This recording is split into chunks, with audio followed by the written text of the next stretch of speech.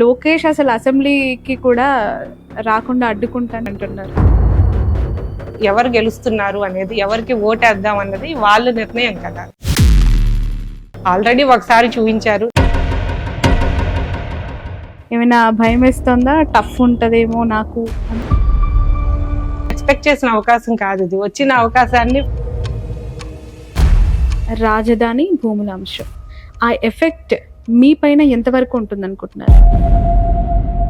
ప్రస్తుతం మనతో పాటు ఉన్నారు Murugudu Lavanya, care of Mangalagiri MLA candidate. నమస్తే అండి లావణ్య గారు, how are you? Fine. Cool గా కనిపిస్తున్నారు. ప్రచారం ఎలా చేస్తున్నారు?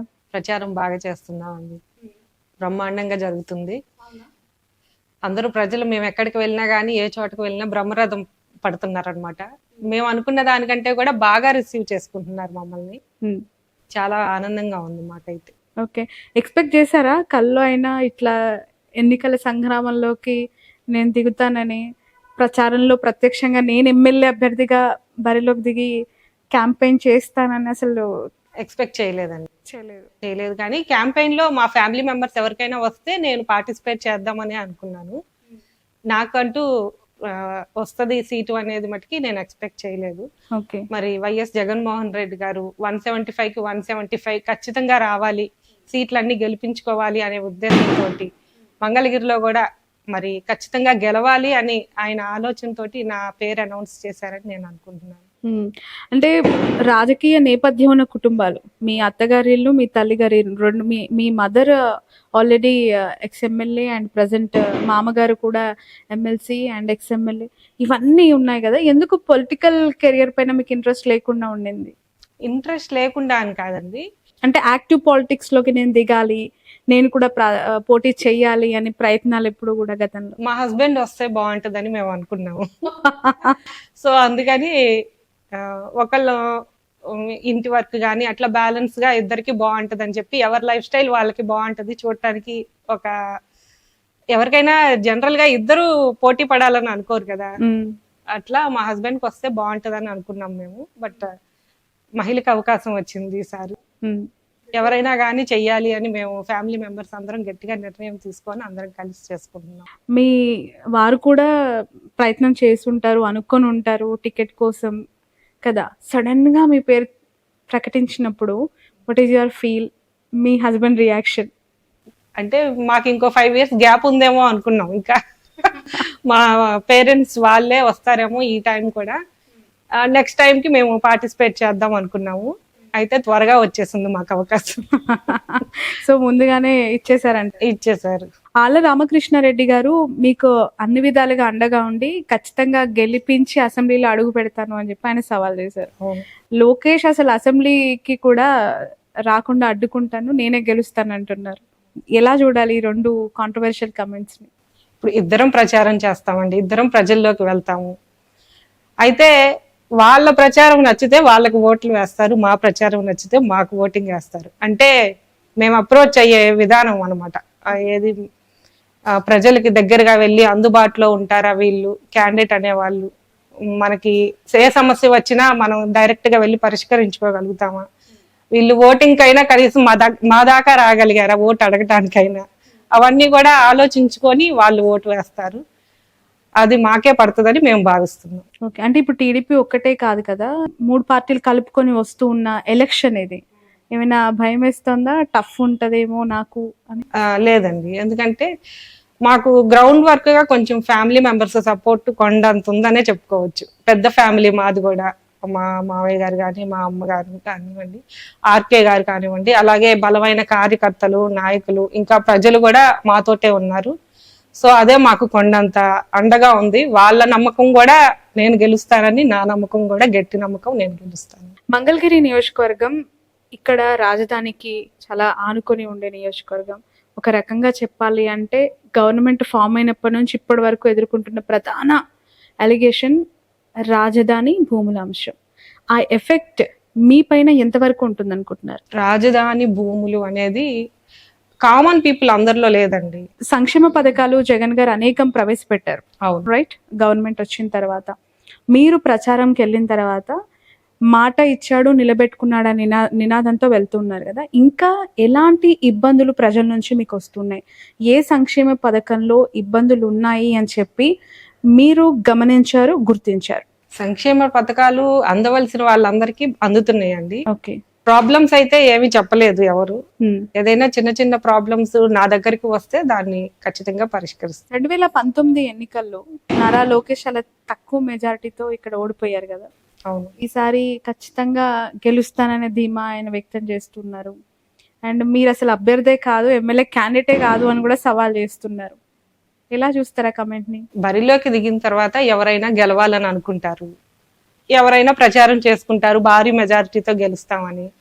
అయితే ప్రజలు నిర్ణయిస్తారు ఎవరు గెలుస్తున్నారు అనేది, ఎవరికి ఓటేద్దాం అన్నది వాళ్ళ నిర్ణయం కదా. ఆల్రెడీ ఒకసారి చూపించారు, నెక్స్ట్ టైం వాళ్ళు ఎవరిని నిర్ణయిస్తే వాళ్ళు గెలుస్తారు. అంటే 2019 ఎలక్షన్స్ తర్వాత ఈ 5 ఏళ్ళు కూడా నేను నియోజకవర్గాన్ని అంటిపెట్టుకొని ఉన్నాను, ఖచ్చితంగా ఆ సింపతి అనేది కూడా ఒకటి రేజ్ అవుతూ ఉంటది కదా కాన్స్టిట్యున్సీలో, అదేమైనా ఆయనకి గెలుపుకి అవకాశం ఉందని భావిస్తున్నారేమో, దాన్ని మీరు ఎలా బ్యాలెన్స్ చేసుకోవాలనుకుంటున్నారు? అంటే పదవి లేదని సింపతి వచ్చిందంట అని మీ అభిప్రాయమా?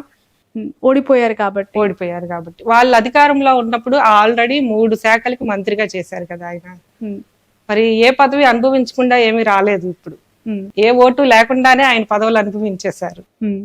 ఇంకా చిన్న చిన్న పదాలు అవుతాయండి ఇవన్నీ, సింపతి ఇవన్నీ. మేబీ వాళ్ళకి ఆర్థికంగా గాని సామాజికంగా గాని మెరుగ్గానే ఉన్నారు, వాళ్ళకి సింపతి అనే మాటలు సూట్ అవ్వని మంగళగిరి నియోజకవర్గ ప్రజలు కూడా అనుకుంటున్నారు. ఓకే.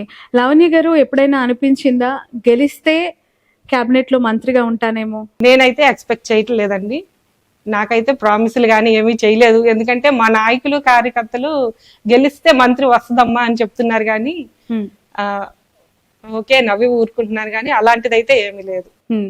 ముందున్న టార్గెట్ మాత్రం గెలవాలని. ఓకే. ఎంత మెజారిటీ అని టార్గెట్ గా పెట్టుకున్నారు? మెజారిటీ అనేది ప్రజలే నిర్ణయిస్తారు ఖచ్చితంగా. లావణ్య గారు, జగన్మోహన్ రెడ్డి గారిని మొదటిసారి కలిసినప్పుడు ఆయన మీతో మాట్లాడిన సంభాషణ ఏంటి, ఏం చెప్పారు, గెలుపుపై ఎలాంటి ధీమా ఇచ్చారు? నీ నియోజకవర్గంలో అవినీతి రానికుండా చూసుకోమ్మా, నువ్వు గెలుస్తావు అని చెప్తారు. ఓకే. మీ గెలుపుకి తాడేపల్లి ఆఫీస్ అవ్వచ్చు, జగన్మోహన్ రెడ్డి గారి సపోర్ట్ అవ్వచ్చు, ఎలా ఉంది అంటే? డైరెక్ట్ గా అధిష్టానం కాకపోయినా ఇక్కడ మాకు లోకల్ ఎమ్మెల్యే గారు కానివ్వండి, మా మామగారు కానివ్వండి, మా అమ్మగారు కానివ్వండి, పార్టీ కార్యకర్తలు నాయకులు వీళ్ళందరూ సపోర్ట్ బాగా ఉంది. ఆ సపోర్ట్ తోటి ముందుకు వెళ్తున్నాం. ఓకే. ప్రధానంగా మీరు యాజ్ ఏ విమెన్ పొలిటీషియన్ గా ఇప్పుడు బరిలో నిలిచారు మంగళగిరి నుంచి. ఇక్కడ మహిళల నుంచి ఏమైనా సమస్యలు గుర్తించారా ఈ కొద్దిపాటి కాలంలో ప్రచారం చేస్తున్నప్పుడు? మహిళలకి సంక్షేమ పథకాలు చాలా ఉన్నాయండి. మొన్న నేను చేయూత ప్రోగ్రామ్ కి కూడా వెళ్ళాను. అయితే అన్ని సంక్షేమ పథకాలు కూడా బాగా అందుతున్నాయి అని చెప్పారు వాళ్ళని అడిగితే. ఇంకా ఏమైనా నా దృష్టికి వస్తే వాటిని ప్రభుత్వం దగ్గరికి తీసుకెళ్ళి. మీకైతే ఏం గుర్తించే అంత పెద్ద ఇష్యూస్ ఏం కనిపించలేదా? దాదాపుగా అన్ని కూడా ప్రభుత్వం అన్ని బాగా చేస్తుంది. సంక్షేమ పథకాలు ఇస్తున్న సంక్షేమ పథకాల గురించి కాదు, కొత్తగా మహిళలు ఏం కోరుకుంటున్నారు, అమ్మ మాకు ఇది కావాలి, లేదంటే మాకు ఇంకా ఇలా చేస్తే బాగుండు అనే వినతులు ఏమైనా వచ్చాయా అని అడుగుతున్నారు. అలాంటివి ఇంకా ఏం రాలేదు, అన్ని మాకే చేసి పెడుతున్నారు. మా జగనన్న మా పెద్ద కొడుకులాగా మా కుటుంబంలో అన్ని సమస్యలు కూడా ఆయన తీరుస్తున్నారు, ఆయనకే ఓటేస్తాం అని చెప్తున్నారు. గత ఎన్నికల్లో గెలిచిన తర్వాత మంగళగిరి నియోజకవర్గానికి వైసీపీ ఏం చేసింది అని ప్రశ్నించే వాళ్ళకి ఇప్పుడు నెక్స్ట్ ఎమ్మెల్యే, కాబోయే ఎమ్మెల్యేగా మీరిచ్చే ఆన్సర్ ఏంటి? గత ప్రభుత్వంలో ఫస్ట్ 2 years కరోనా తోటి కొంచెం ఇబ్బందులు పడిందండి గవర్నమెంట్. తర్వాత 3 years అభివృద్ధి కార్యక్రమాలు బాగా జరిగినాయి. ఇంకా బాగా డెవలప్మెంట్ చేయడానికి నేను కూడా ప్రయత్నం చేస్తాను. అంటే ప్రతి నియోజకవర్గంలో ప్రత్యర్థులు ఎమ్మెల్యేలు ఒకసారి లేదంటే కొత్తగా వచ్చేవాళ్ళు కమ్యూనిటీ బేసెస్ తీసుకొని టికెట్ దక్కించుకునే వాళ్ళు ఉంటారు.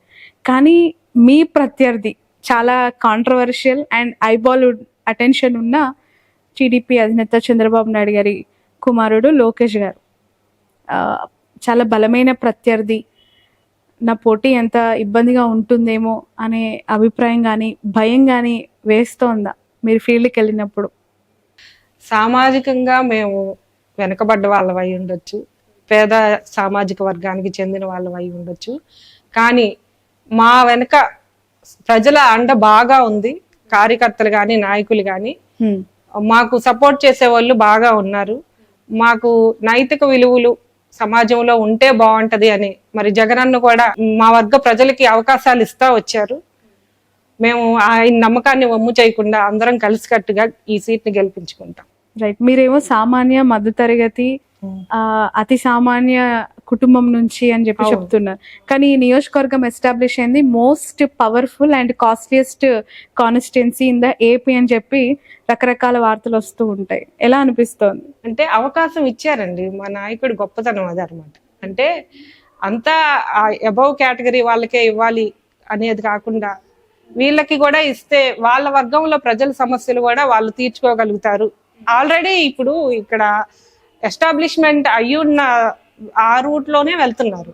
దీన్ని తుడిసేసేసి కొత్తగా ఏదో వేరే ఇక్కడ వాళ్ళందరినీ పంపించేసేసి కొత్తగా వేరే ఏదో కొత్తగా చేద్దామని కాదు, ఇక్కడ ఉన్న వాళ్ళని డెవలప్ చేద్దామన్న ఆలోచన. ఏం చెప్పాలనుకుంటున్నారండి మంగళగిరి ప్రజలకి? లావణ్య గారికి ఎందుకు ఓటేయాలి అంటే? లావణ్య ఎప్పుడు అందుబాటులో ఉంటది. మీకు ఏ సమస్య వచ్చినా మీ ఇంటి అమ్మాయిగా, మీ ఆడపడుచులాగా, మీ బిడ్డలాగా మీ సమస్యని పరిష్కరించడానికి తను ఎప్పుడు సిద్ధంగానే ఉంటది. మంగళగిరి సమగ్ర అభివృద్ధే లక్ష్యంగా ప్రజలందరూ తన తోబుట్టువులు చేసుకొని ముందుకు సాగుతుంది. మీ సహకారం కూడా నాకు అవసరం.